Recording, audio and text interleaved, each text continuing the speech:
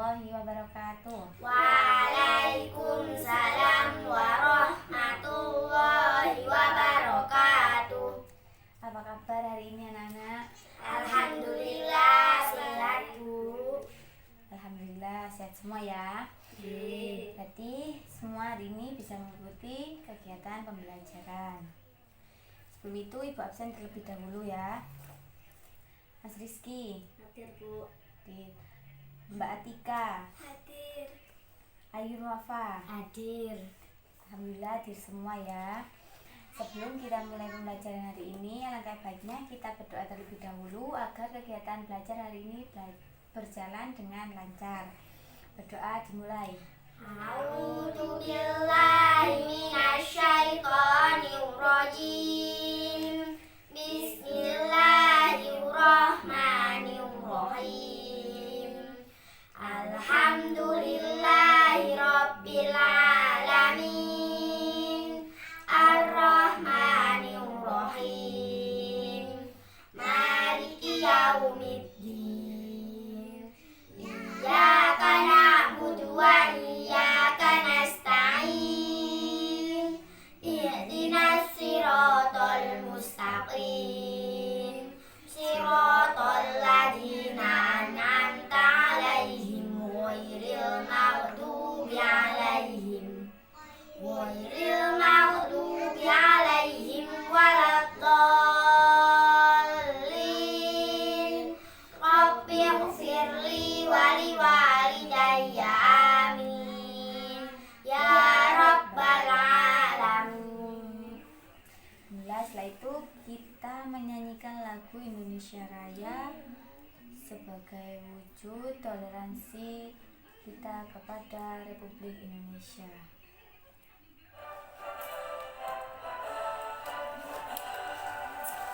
Indonesia tanah airku, tanah tumpah darahku. Di sanalah aku berdiri, jadi pandu ibuku.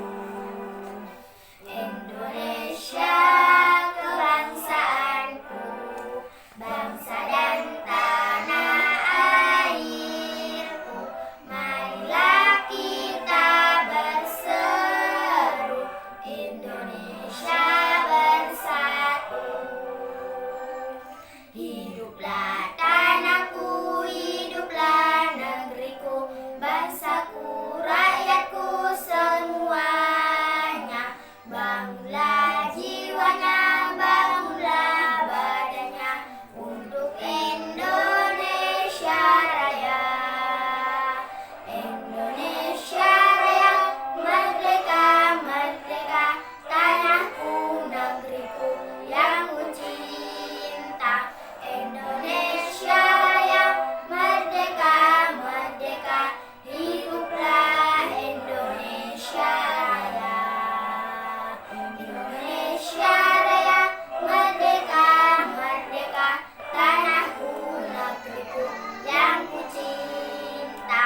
Indonesia Raya, merdeka, merdeka, hiduplah Indonesia Raya.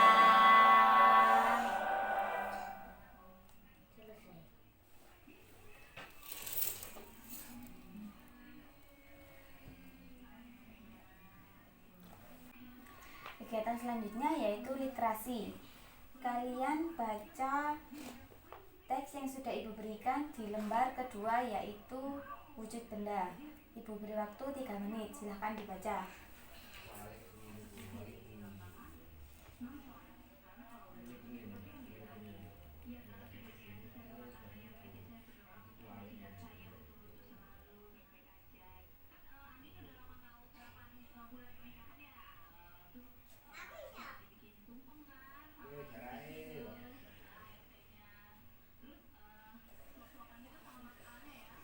Sudah?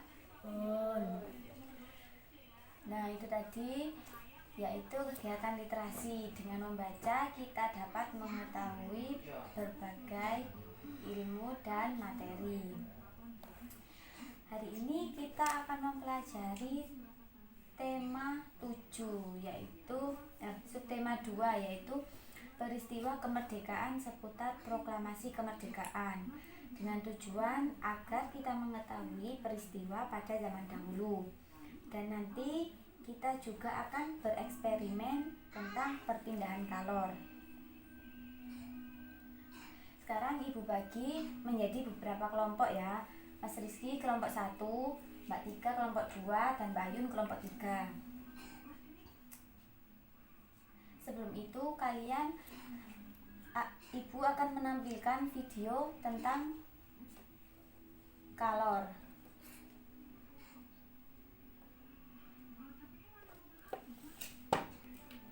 Secara umum ada 3 jenis perpindahan kalor, yaitu konduksi, konveksi, dan radiasi. Sebelum kita belajar tentang perpindahan kalor, jangan lupa klik subscribe supaya tidak ketinggalan update video selanjutnya.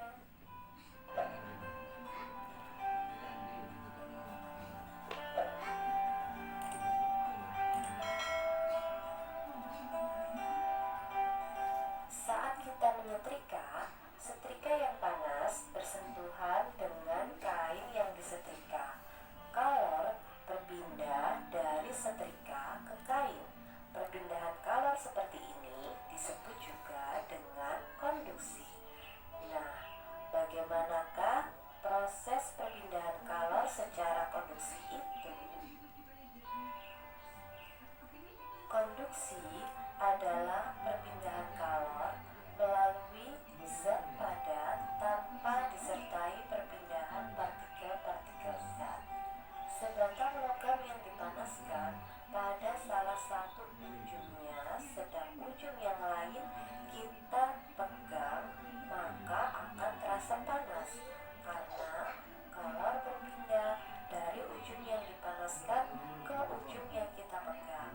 Perpindahan kalor secara konduksi terjadi karena partikel pada ujung yang dipanaskan bergetar lebih cepat sehingga dapat menabrak partikel di depannya dan memberikan energi sebagian. Akibatnya, partikel yang tertabrak bergetar lebih cepat dan menabrak partikel di depannya lagi. Kejadian ini terus-menerus terjadi selama zat padat tersebut dipanaskan. Berdasarkan daya hantar panas, zat dapat dikelompokkan menjadi 2, yaitu konduktor dan isolator. Konduktor adalah zat yang mudah menghantarkan panas, sedangkan isolator adalah zat yang sukar menghantarkan panas. Bahan-bahan yang termasuk konduktor seperti besi, aluminium, tembaga, dan lain-lain.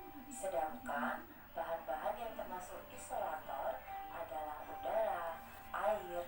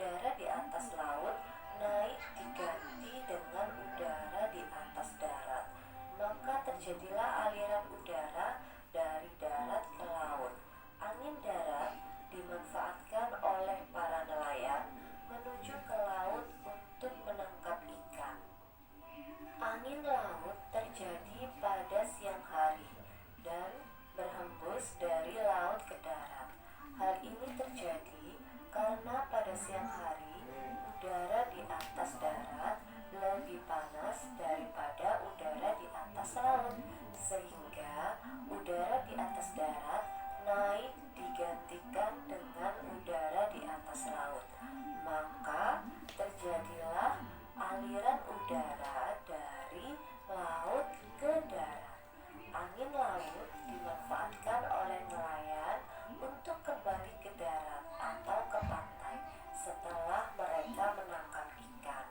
Pemanfaatan konveksi dalam kehidupan sehari-hari antara lain pada sistem pendinginan mobil atau radiator, kemudian pada pembuatan cerobong asap, dan juga pada lemari es. Radiasi adalah perpindahan kalor tanpa melalui zat perantara. Contohnya adalah panas matahari yang sampai ke bumi, panas api unggun sampai pada orang yang berdiam di sekitarnya. Lalu, bagaimanakah energi kalor matahari sampai ke bumi? Telah kita ketahui bahwa antara matahari dengan bumi berupa ruang hampa udara, sehingga kalor dari matahari sampai ke bumi tanpa melalui zat perantara. Perpindahan kalor tanpa melalui zat perantara atau medium disebut juga dengan radiasi atau hantaran. Contoh perpindahan kalor secara radiasi, misalnya pada waktu kita mengadakan kegiatan perkemahan. Di malam hari yang dingin, sering menyalakan api unggun. Saat kita berada di dekat api unggun, badan kita terasa hangat karena ada perpindahan kalor dari api unggun ke tubuh kita secara radiasi. Walaupun di sekitar kita terdapat udara yang dapat memindahkan kalor secara konveksi, tetapi udara merupakan penghantar kalor yang buruk. Jika antara api unggun dan kita diletakkan sebuah penyekat, ternyata hangatnya api unggun tidak dapat kita rasakan lagi. Hal ini berarti tidak ada kalor yang sampai ke tubuh kita karena terhalang penyekat tersebut. Dari peristiwa api unggun dapat disimpulkan bahwa dalam peristiwa radiasi, kalor berpindah dalam bentuk cahaya karena cahaya dapat merambat dalam ruang hampa, maka kalor pun dapat merambat dalam ruang hampa. Radiasi kalor dapat dihalangi dengan cara memberikan penutup atau penyekat yang dapat menghalangi cahaya yang dipancarkan oleh sumber cahayanya. Kalor berpindah dari matahari ke bumi melalui ruang hampa karena tidak ada zat perantara. Perpindahan kalor tersebut tidak mungkin secara konduksi atau secara konveksi.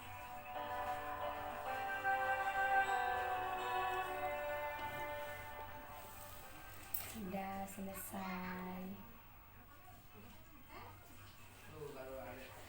Selanjutnya yaitu kalian baca terlebih dahulu teks tentang kalor mengubah suhu benda. Ibu beri waktu selama 5 menit. Silakan dibaca.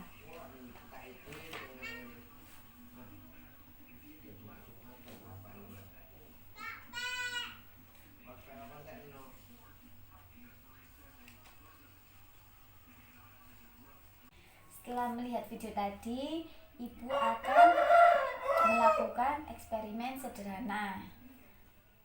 Sebentar ya.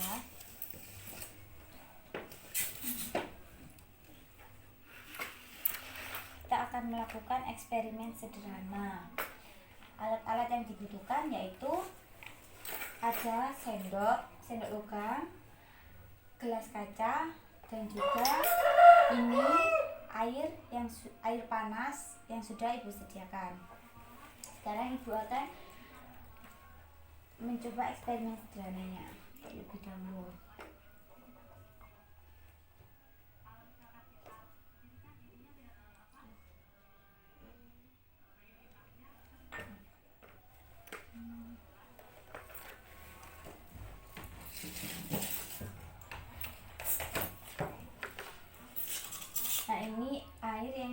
Ibu panaskan dan sendok ini dimasukkan ke dalam gelas. Tunggu beberapa menit sampai sendok ini terasa panas.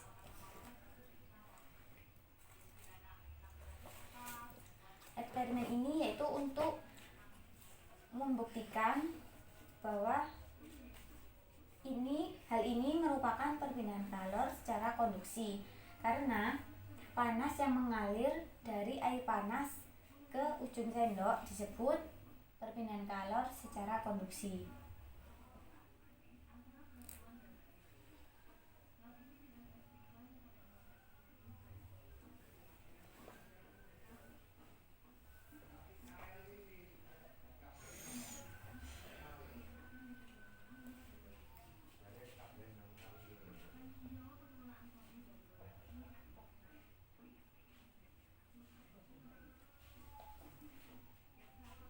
Nah, ujung sendok sudah mulai terasa panas.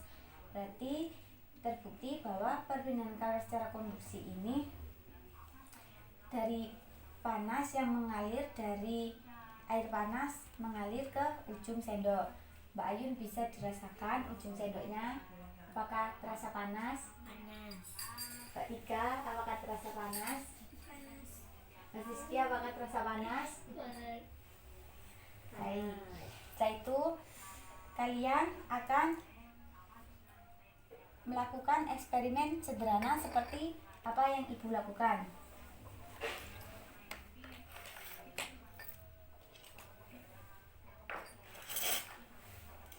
Ini untuk Mbak Ayun, Mbak Tika, dan Mas Rizky. Ibu akan menuangkan air panasnya terlebih dahulu.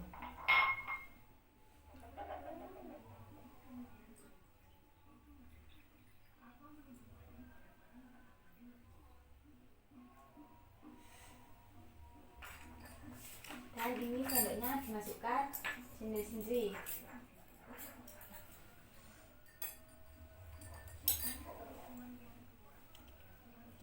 Ditaruh seperti apa yang dilakukan. Dan tunggu beberapa menit. Nanti setelah kalian melakukan eksperimen tersebut, kalian harus menulis hasilnya di buku masing-masing.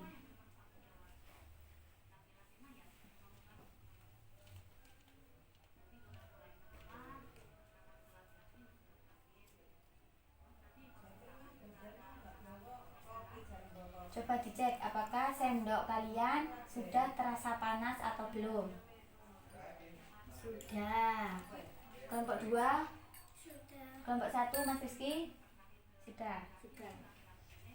Sudah, baik. Kalau begitu kalian tulis hasilnya di buku kalian masing-masing.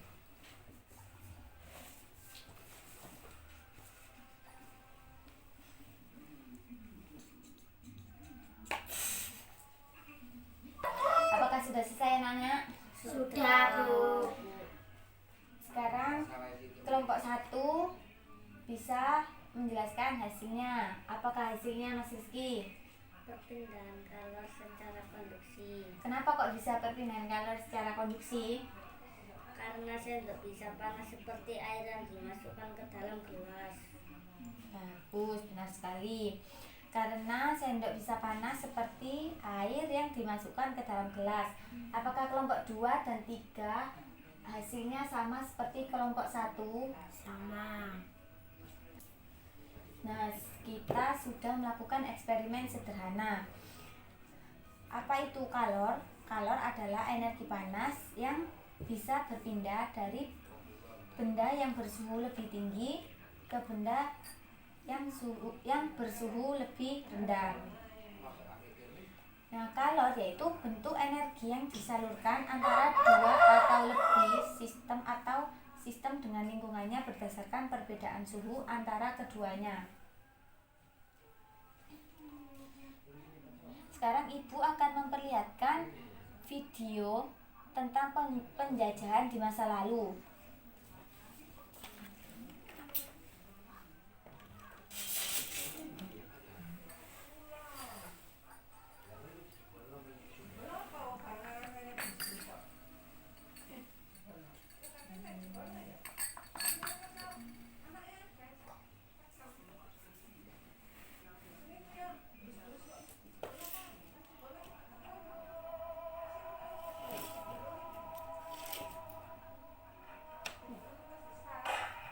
Ini adalah video penjajahan di Kalimantan pada zaman dahulu.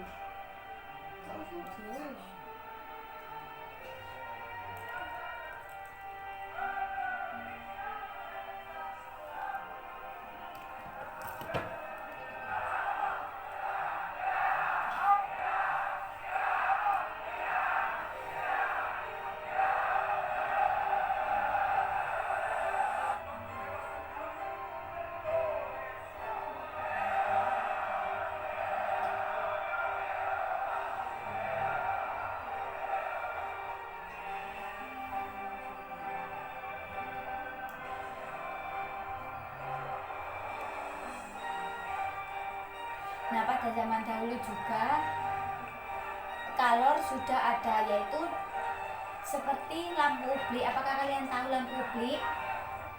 Tahu. Nah, seperti itu.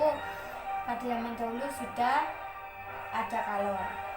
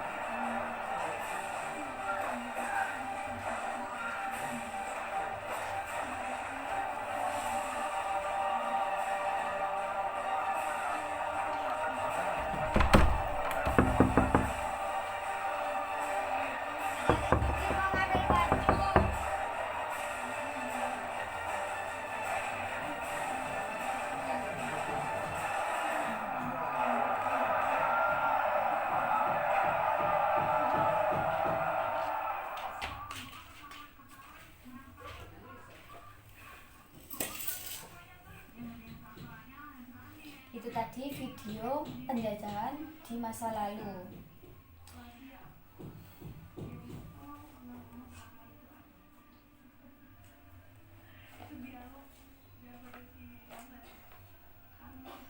Bagaimana teks proklamasi dibacakan itu? Apakah ada yang tahu?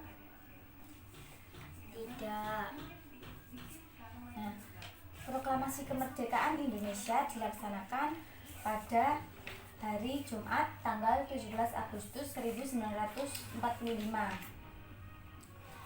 atau menurut tahun Jepang yang dibacakan oleh Soekarno dengan didampingi oleh Dr. Andes Muhammad Hatta, bertempat di sebuah sebuah rumah hibah dari Faraj bin Said.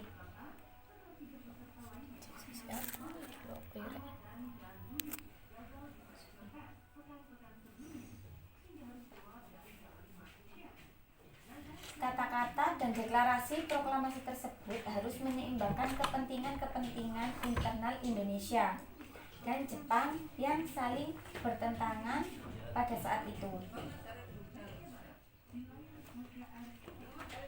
Pada tahun 2005, Belanda menyatakan bahwa mereka telah memutuskan untuk menerima secara de facto tanggal 17 Agustus 1945 sebagai tanggal kemerdekaan Indonesia. Namun kasus pembantaian Rawagede bahwa Belanda bertanggung jawab karena memiliki tugas untuk mempertahankan penduduknya, yang juga mengindikasikan bahwa daerah tersebut adalah bagian dari Hindia. Karena Mbak Tika lagi sakit dan disuruh ibunya pulang, maka kita akan melanjutkan pembelajaran hari ini. Kita doakan semoga Mbak Tika segera sembuh. Amin. Selanjutnya yaitu kita akan mempelajari tentang kosakata. Sebelum itu Ibu akan menjelaskan apa itu kosakata. Kosakata yaitu himpunan yang dimiliki seseorang atau entitas lain yang merupakan bagian dari suatu bahasa tertentu. Macam-macam kosakata yaitu ada edukatif atau bersifat mendidik. Yang kedua yaitu realisasi atau proses menjadi nyata. Seperti guru adalah orang yang mendidik, siswa adalah orang yang dididik. Sekarang kalian mencari kosakata dari teks yang sudah Ibu berikan sebelum itu. Coba kalian baca dan cari kosakatanya. Silakan.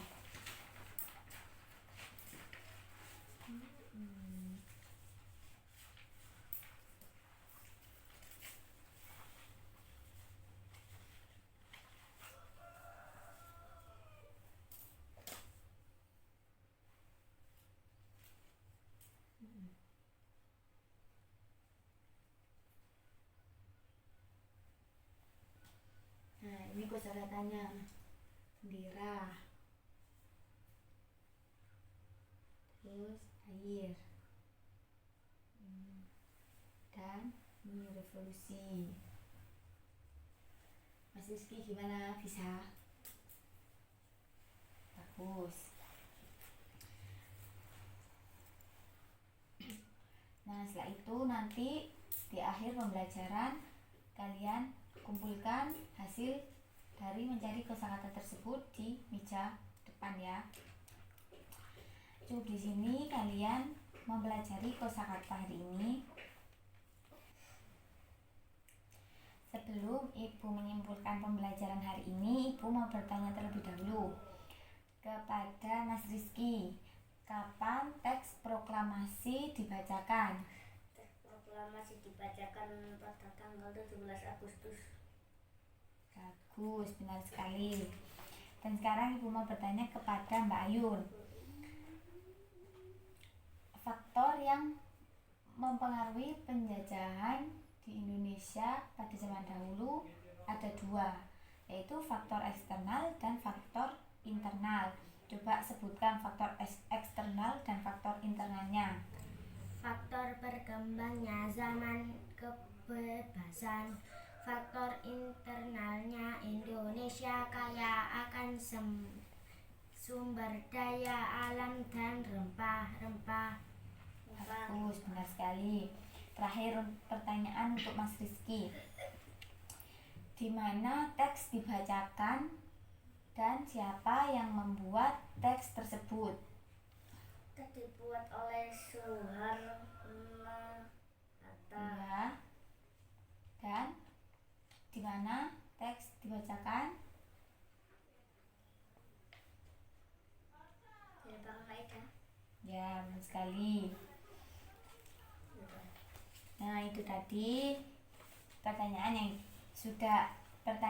yang Ibu ingin tanyakan kepada kalian. Jadi simpulan pembelajaran hari ini yaitu bahwa masih ada faktor-faktor lain penyebab penjajahan, yaitu faktor eksternal dan faktor internal. Faktor eksternalnya yaitu berkembangnya zaman kebebasan dan adanya perang salib. Dan faktor internalnya yaitu Indonesia kaya akan sumber daya alam dan rempah-rempah. Dan sekarang kalian membuat peta konsep yang kalian akan kerjakan di rumah. Cukup sekian dari Ibu. Sebelum kita mengakhiri kegiatan pembelajaran hari ini, alangkah baiknya kita berdoa terlebih dahulu agar pembelajaran hari ini bisa bermanfaat di kemudian hari. Berdoa mulai. A'udzubillahiminasyaitonirrajim.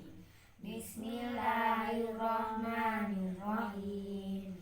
Alhamdulillahirabbil alamin. Ar-Rahmanirrahim. Maliki yaumiddin. Iyyaka na'budu wa iyyaka nasta'in. Ihdinas siratal mustaqim. Siratal ladzina an'amta 'alaihim ghairil maghdubi 'alaihim waladdallin. Rabbighfirli wa liwalidayya wa lil mu'minina amin. Ya rabbal alamin. Cukup sekian dari Ibu. Wassalamualaikum warahmatullahi wabarakatuh. Waalaikumsalam warahmatullahi wabarakatuh.